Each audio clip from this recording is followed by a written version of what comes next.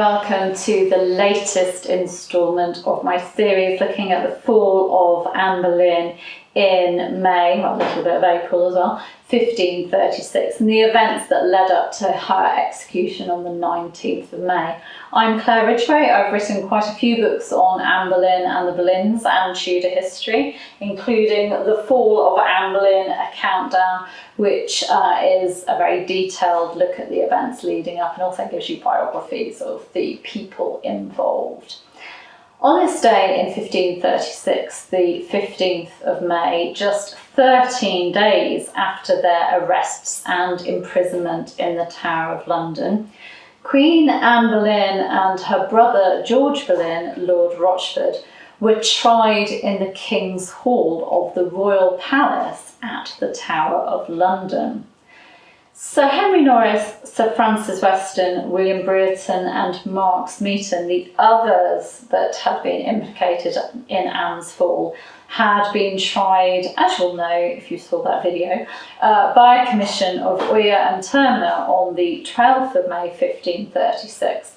But due to their noble status, the Boleyn siblings were eligible to be tried by a jury of their peers instead of a commission of Oyer and Terminer. And this was a jury presided over by their uncle, Thomas Howard III, Duke of Norfolk, as Lord High Steward.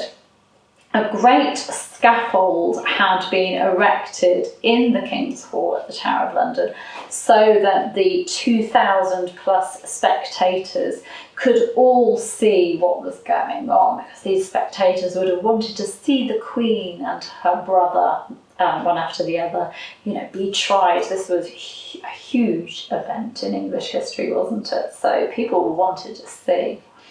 Now, the fact that Norris, Weston, Brereton and Smeaton had already been found guilty of high treason for having sexual relations with the Queen during her marriage to King Henry VIII and plotting to kill the King with her meant that there was no way that Queen Anne Boleyn could be found innocent. You couldn't have them being guilty of doing it with her and her then being found innocent. That just doesn't work. So there was no way she was getting out of this. However, Anne put her all into her defence, making, and I quote here, "so wise and discreet answers to all things laid against her, excusing herself with her words so clearly as though she had never been faulty to the same." Anne denied the charges laid against her. She defended herself admirably, but it was, of course, no good. And the jury were unanimous in their verdict, guilty. And as I said the other day, Henry Percy, her former sweetheart, the man that she'd been involved with before Henry VIII courted her, he was one of the jury and he had to find her guilty. He then collapsed after giving the verdict and had to be taken out of the courtroom. Anne Boleyn was then stripped of her crown and her titles, all except that of Queen, with tears running down his cheeks, and it is hard to know whether these were real tears, but he was Anne's uncle. Were they real tears or were they crocodile tears? Anne's uncle, the Duke of Norfolk, pronounced the sentence. He said, "Because thou hast offended against our sovereign, the King's grace, in committing treason against his person, and here attainted of the same, the law of the realm is this, that thou hast deserved death, and thy judgment is this, that thou shalt be burned here within the Tower of London on the green, else to have thy head smitten off, as the King's pleasure shall be further known of the same." So as a female traitor, the punishment for a female traitor was to be burned, or perhaps the king would be more merciful, and let her suffer death by beheading, far more merciful death.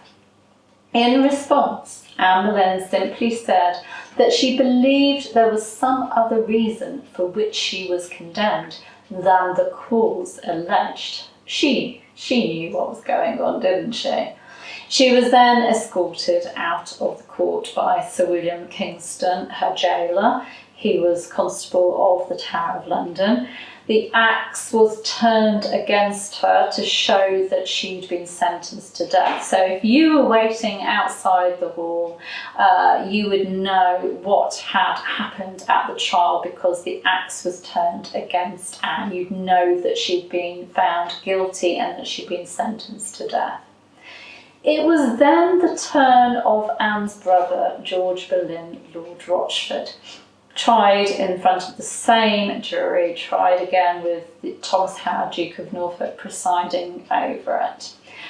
Chronicler Charles Risley recorded that George made answer so prudently and wisely to all articles laid against him that marvel it was to hear, but never would confess anything, but made himself as clear as though he had never offended.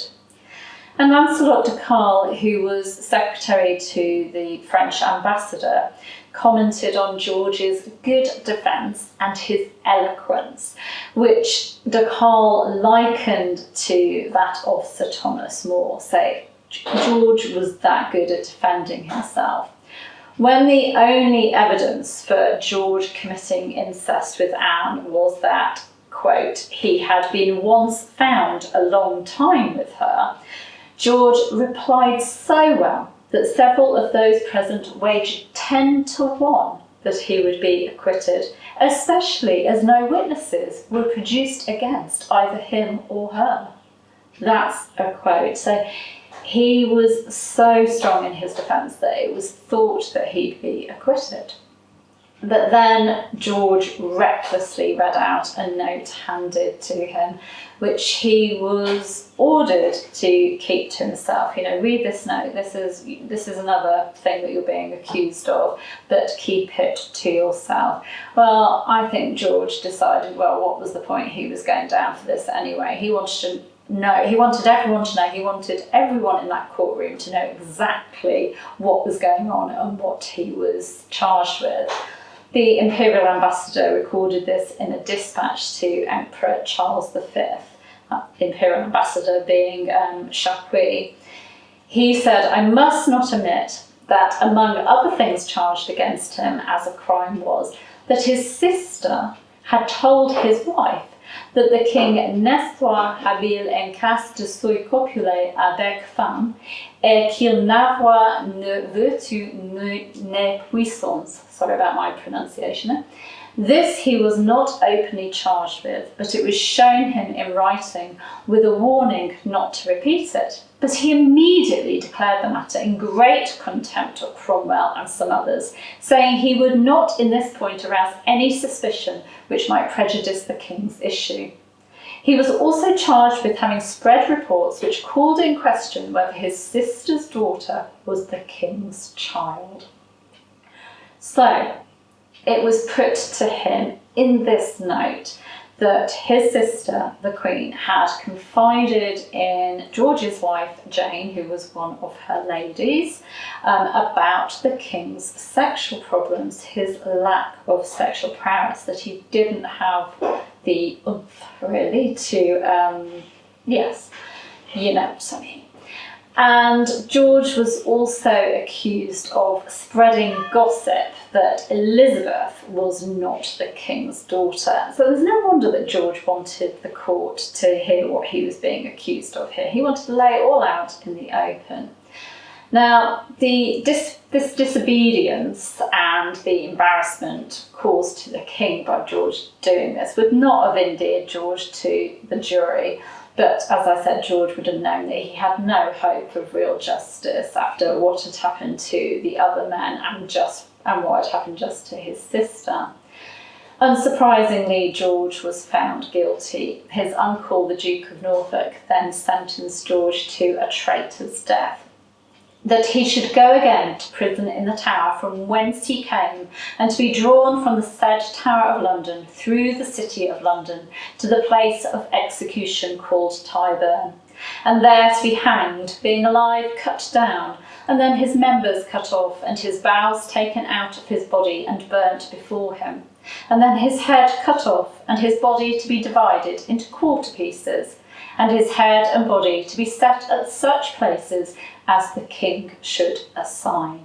So that is what was said to George.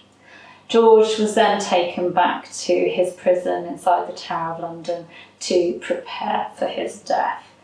Now, I'm going to give you a link to read more about the trials of Anne Boleyn and George Boleyn, because I go into far more detail in an article that I have written, so you can read that.